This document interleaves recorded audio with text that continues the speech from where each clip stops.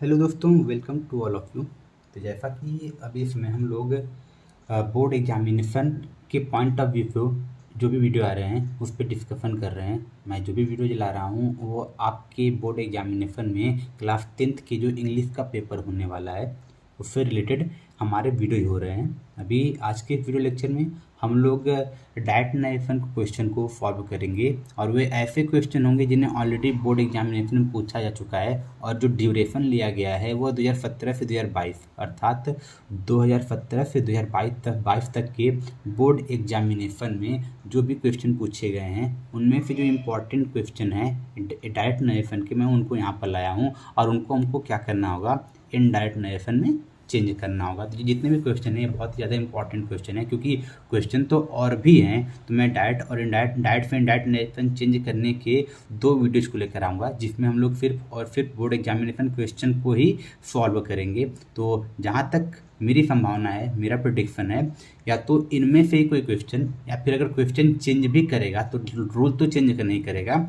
इन्हीं टाइप के क्वेश्चन को आपके एग्ज़ाम में पूछा जा सकता है। और जहाँ तक मैंने अभी तक पैटर्न देखा है इस एग्ज़ाम का डायरेक्ट नरेशन क्वेश्चन पूछने का, वो मोस्ट ऑफ द टाइम जो इंट्रोगेटिव सेंटेंस होते हैं उन्हीं क्वेश्चन को ज़्यादा पूछता है डायरेक्ट से इनडायरेक्ट नरेशन में चेंज करने को। तो आज के इस वीडियो को स्टार्ट करने से पहले मेरी आप लोगों से रिक्वेस्ट है कि यदि आप लोग चैनल पर नए हैं या फिर अभी तक आपने चैनल को सब्सक्राइब नहीं किया है तो चैनल को सब्सक्राइब जरूर कर लें और यदि वीडियो पसंद आए तो लाइक और शेयर जरूर कर दें। तो चलिए वीडियो को स्टार्ट करते हैं। तो हम लोग जब वीडियो को स्टार्ट करेंगे तो यहाँ पर हमारे पास पहला सेंटेंस है, Sheela said to Hemu can you do something for मी।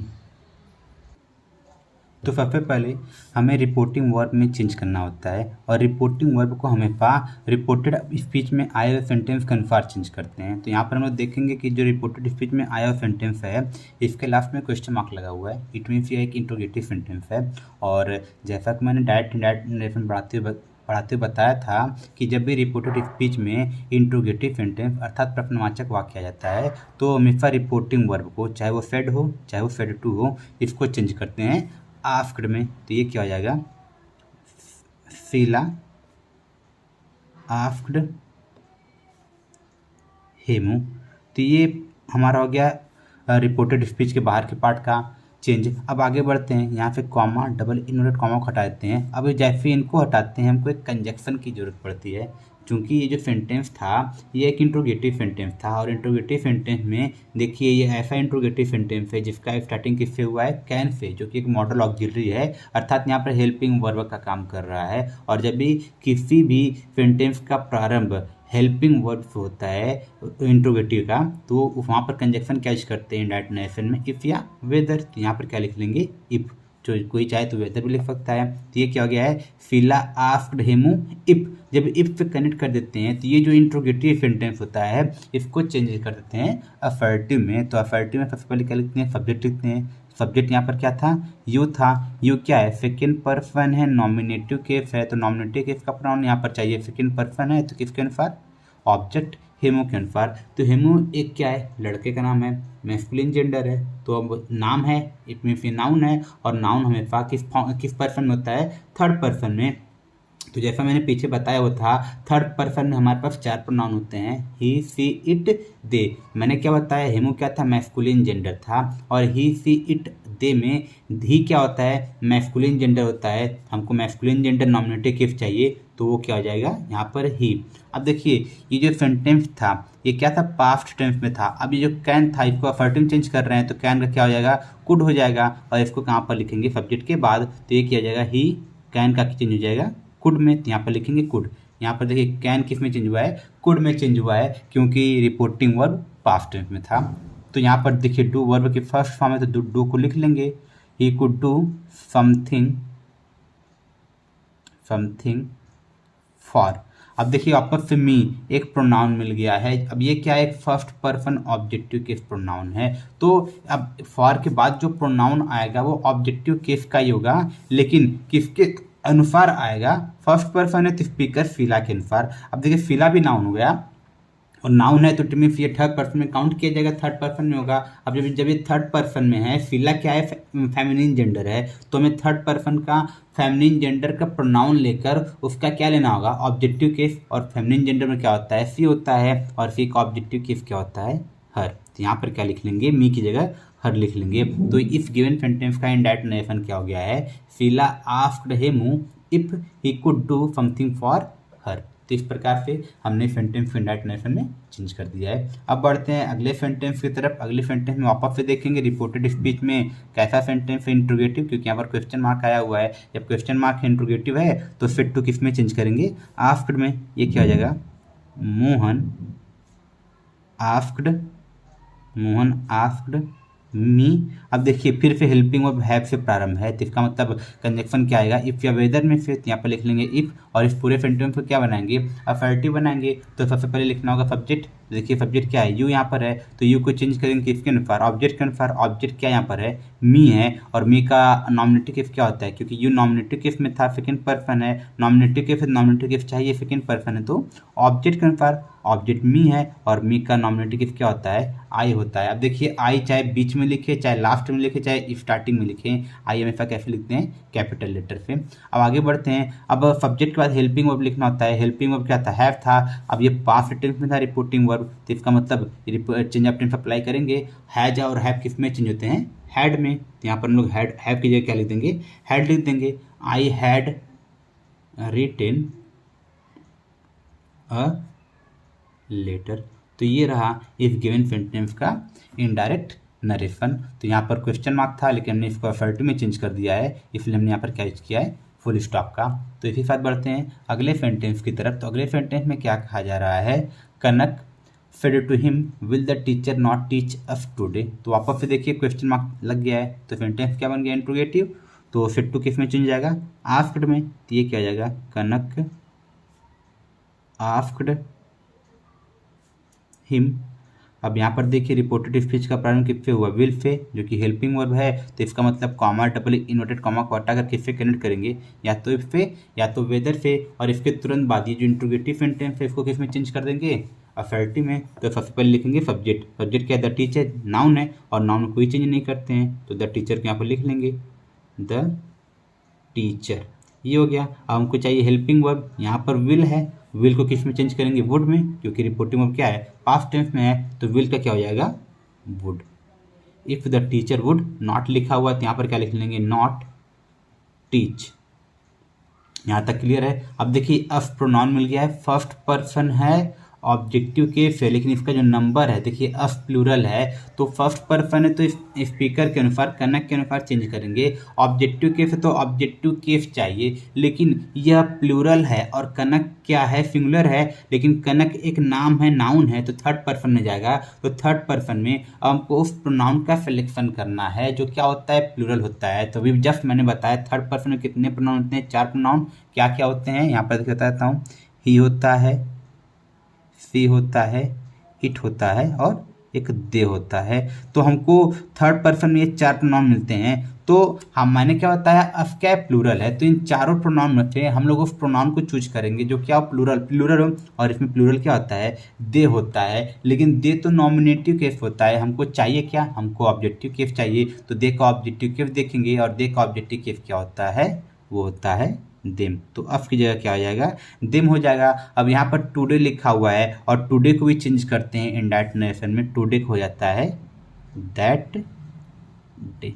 और लास्ट में क्या लगा देंगे, फुल स्टॉप क्वेश्चन मार्क की जगह। तो ये रहा इस गिवन सेंटेंस का इनडायरेक्ट नरेशन। इसी के साथ बढ़ते हैं अगले सेंटेंस की तरफ। तो अगले सेंटेंस में क्या कहा जा रहा है, my friend said to me love is blind. तो देखिए अब यहाँ पर फुल स्टॉप लगा है, और सब्जेक्ट भी गिवन है। इसका मतलब इस बार रिपोर्टेड स्पीच में जो सेंटेंस आया है वो है अफर्टिव सेंटेंस। और जब रिपोर्टेड स्पीच में अफर्टिव सेंटेंस आता है तो फेड टू को चेंज करते हैं टोल्ड में, लेकिन यदि सिर्फ और सिर्फ फेड लिखा हो तो उसमें कोई परिवर्तन नहीं करते हैं। लेकिन यहाँ पर फेड टू आया है, तो यहाँ पर फेड टू का क्या आ जाएगा, टोल्ड। तो सेंटेंस क्या बनेगा, माई फ्रेंड टोल्ड मी। और असर्टिव सेंटेंस जब होता है तो कॉमा डबल इन्वर्टेड कॉमा हटाकर कंजक्शन क्या लगाते हैं, दैट। तो यहाँ पर हो गया दैट। अब देखिए कहने को तो रिपोर्टिंग वर्ब पास्ट टेंस में है, लेकिन यहाँ पर रिपोर्टेड स्पीच को देखेंगे तो जो सेंटेंस है लव इज ब्लाइंड, प्यार अंधा होता है, ये एक प्रोवर्ब है, कहावत है, और मैंने पीछे बताया हुआ है जब रिपोर्टेड स्पीच में universal truth, habitual fact, mathematical fact, proverb ऐसी चीज़ें का उल्लेख किया गया हो, ऐसी बातें कही गई हों, तो रिपोर्टेड स्पीच के टेंस में परिवर्तन नहीं करते हैं, अर्थात ये पूरा सेंटेंस एज इट इज यहाँ पर लिख लिया जाएगा। ये क्या हो जाएगा, दैट लव इज ब्लाइंड। तो ये रहा इफ गिवन सेंटेंस का इनडायरेक्ट नरेशन। इसी साथ बढ़ते हैं अगले सेंटेंस की तरफ। अगले सेंटेंस में क्या कहा जा रहा है,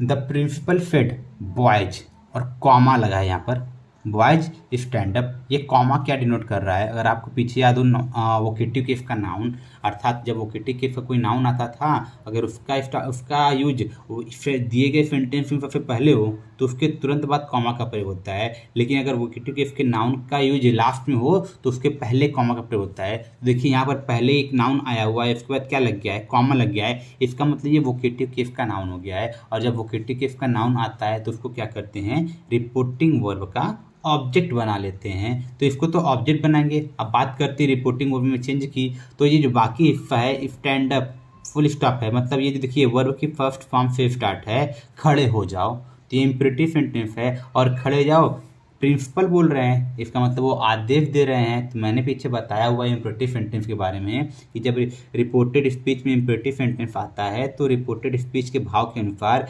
रिपोर्टिंग वर्ब को ऑर्डर्ड, रिक्वेस्टेड, एडवाइज्ड ऐसे शब्दों में बदल देते हैं। तो यहाँ पर भाव क्या है, आदेश देने का है, तो रिपोर्टिंग वर्ब फिर को किस में चेंज कर देंगे, ऑर्डर्ड में। तो ये क्या हो जाएगा, the principal ordered, the principal ordered. किसको आदेश दिए, देखिए अब ये वोकेटिव केस का नाम था, इसको बनाएंगे ऑब्जेक्ट, तो ऑर्डर्ड के बगल में लिख देंगे ordered the boys, order the boys. अब ये वर्ब की फर्स्ट फॉर्म है, इसको और इस रिपोर्टेड स्पीच को इससे कनेक्ट करने के लिए कंजक्शन पर यहाँ पर प्रीपोजिशन यूज करेंगे टू का, तो ये क्या आ जाएगा, टू स्टैंड अप। तो ऊपर दिए गए डायरेक्ट नरेशन का इनडायरेक्ट नरेशन क्या हो जाएगा, the principal order the boys to stand up. ये रहा इसका इनडायरेक्ट नरेशन।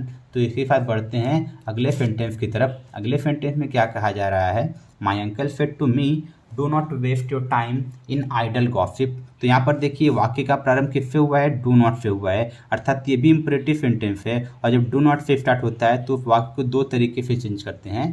तो ज़्यादा दोनों तरीकों को जानने के लिए आप वीडियो देख सकते हैं। यहाँ पर मैं आपको एक तरीका बता देता हूँ, जहाँ पर डू नॉट आने पर हम लोग रिपोर्टिंग वर्ब को किस में चेंज करते हैं, फॉरबिड में। तो ये क्या हो जाएगा, माई अंकल फॉरबिड मी। अब जब फॉरबिड में चेंज करते हैं तो कॉमा डबल इन्वर्टेड कॉमा के साथ यह डू नॉट भी हट जाता है, और जो वर्ब की फर्स्ट फॉर्म मिलती है उसके पहले क्या लगा देते हैं, टू का यूज कर लेते हैं। तो ये क्या हो जाएगा, टू वेस्ट। अब योर आ गया है सेकेंड पर्सन पॉसेसिव केस, तो सेकेंड पर्सन किसके अनुसार चेंज करेंगे, मी के अनुसार, लेकिन योर का केस क्या है, पॉसेसिव, तो यहाँ पॉसेसिव केस का प्रोनाउन चाहिए, बट मी का केस क्या था, मी का केस था ऑब्जेक्टिव केस, तो मी का हम लोग क्या देखेंगे, पॉसेसिव केस देखेंगे, जो कि क्या होता है, माई, और इसका शब्द क्या है, my time in idle gossip. तो ये रहा इफ गिवन सेंटेंस का इनडायरेक्ट नरेशन। तो बढ़ते हैं इसी साथ अगले सेंटेंस की तरफ। अगले सेंटेंस में क्या कहा जा रहा है, he said to me you are not doing your work. तो यहाँ पर देखिए फुल स्टॉप है, सब्जेक्ट सबसे पहले आया हुआ है, तो सेंटेंस क्या हो गया, असर्टिव। तो सेड टू किस में चेंज करेंगे, टोल्ड में। तो ये हो जाएगा ही टोल्ड मी। अब कॉमा डबल इनवर्टेड कॉमा हटाएंगे, रिपोर्टेड स्पीच का सेंटेंस असर्टिव था तो कंजक्शन क्या आ जाएगा, दैट। अब देखिए यू प्रोनाउन मिल गया, सेकेंड पर्सन नॉमिनेटिव केस, तो नॉमिनेटिव केस चाहिए, सेकेंड पर्सन तो ऑब्जेक्ट मी के अनुसार, और मी का नॉमिनेटिव केस क्या आता है, वो होता है आई। अब आर आया हुआ है, आर को किस में चेंज करते हैं, वाज या वर में, क्योंकि रिपोर्टिंग और किस टेंस में, पास्ट टेंस में है। तो आई के साथ क्या आता है, आई के साथ लगाते हैं was, I was not doing. अब देखिए यू के साथ योर था, तो आई के साथ क्या हो जाएगा, माई वर्क। तो ये रहा चेंज इफ गिवन सेंटेंस का। तो आई होप अभी तक के सेंटेंस आपको समझ में आए होंगे। तो इसी के साथ बढ़ते हैं अगले सेंटेंस की तरफ, जो आज का हमारा आखिरी सेंटेंस भी होगा।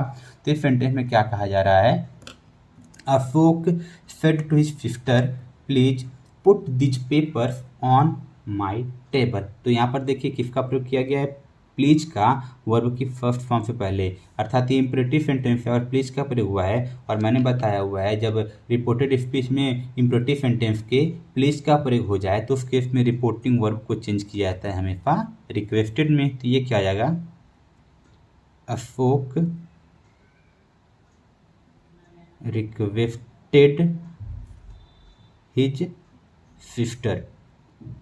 तो हमने रिक्वेस्टेड में चेंज कर दिया है। जब रिक्वेस्टेड में चेंज कर दिया है तो कॉमा डबल इन्वर्टेड कॉमा के बाद इस प्लीज को भी हटा दिया जाता है, क्योंकि इस प्लीज का भाव रिपोर्टिंग वर्ब के भाव से क्लियर हो जाता है। तो रिक्वेस्टेड में चेंज करने की वजह से प्लीज हट जाएगा और जो वर्ब की फर्स्ट फॉर्म दिखेगी उसके पहले क्या लिख लेंगे, टू। तो ये क्या जाएगा, टू पुट। दीज का क्या होता है, दीज का चेंज होता है दोज में, दोज पेपर्स ऑन। अब माई को चेंज करेंगे, माई क्या है, फर्स्ट पर्सन है, फर्स्ट पर्सन पॉसेसिव केस। अब जब फर्स्ट पर्सन पॉसेसिव केस है तो किसके अनुसार चेंज करेंगे, स्पीकर के अनुसार। स्पीकर अशोक है तो अशोक क्या है, एक मैस्कुलिन जेंडर है, इसके लिए प्रोनाउन क्या हो जाएगा, ही। और ही का पॉसेसिव केस क्या होता है, ही का पॉसेसिव केस होता है हिज। और लास्ट में बच्चा शब्द क्या है, टेबल। तो यहाँ पर लिख लेंगे लास्ट का वर्ड टेबल।